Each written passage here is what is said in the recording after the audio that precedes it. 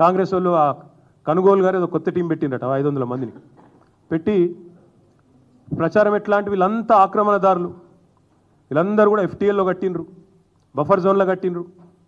అంటే మరి ఇన్ని రోజులు గుడ్డి గుర్రాల పనులు తోమిరా మీ ప్రభుత్వాలు, గతంలో కాంగ్రెస్ ప్రభుత్వాలు? 50 ఏళ్ళ మీ నిర్వాహకమే కదా ఇవాళ వాళ్ళందరూ ఇంత అవస్థలు పడ్డానికి కారణం. 50 ఏళ్లలో ఎన్నడన్నా పట్టించుకున్నారు? ఇగో ఇది 2016లో మా ప్రభుత్వం వచ్చిన తర్వాత ఫస్ట్ టైం హైదరాబాద్లో చెరువులు, వాటి యొక్క ఎఫ్టీఎల్లు, వాటి బఫర్ జోన్లు డ్రా చేస్తూ ఫస్ట్ టైం ఒక జీవో ఇచ్చిన ప్రభుత్వం మా ప్రభుత్వం 2016లో.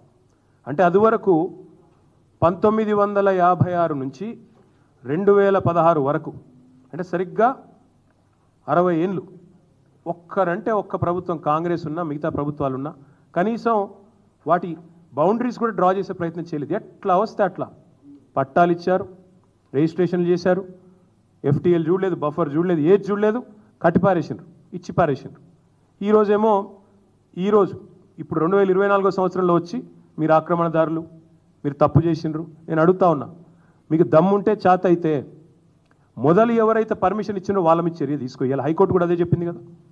ఎవరైతే పర్మిషన్ ఇచ్చిండ్రో ఆనాడు, ఎవరైతే అధికారులు, ఎవరైతే ఆనాడున్న ప్రభుత్వాలు, ఎవరెవరైతే ఈ ఆక్రమణలను, మీరు ఈరోజు ఆక్రమణలు అంటున్నారు కదా, వాటిని ప్రోత్సహించిన వాళ్ళు ఉన్నారో మీ ప్రభుత్వాలే గతంలో, వాళ్ళ మీద చర్య తీసుకో.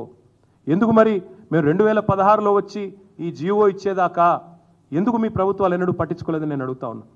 ఎన్నింటికి మించి లక్షలాది మంది జీవితాలు అంధకారం చేస్తా అంటే ఒక మాట అడుగుతా ఉన్న ముఖ్యమంత్రి, నేను మీ ప్రాధాన్యం ఏంది అసలు? ప్రజలకిచ్చిన మాట నిలబెట్టుకుంటావా?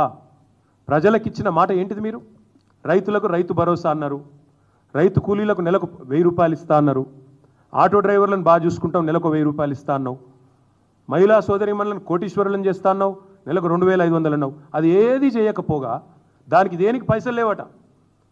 దానికి మాత్రం పైసలు లేవు, చేతులు రావు, మనసు రాదు. కానీ 1,50,000 కోట్లు ఒక మూసీ ప్రాజెక్టు. నేను ఒకటి అడుగుతా ఉన్నా, మూసీ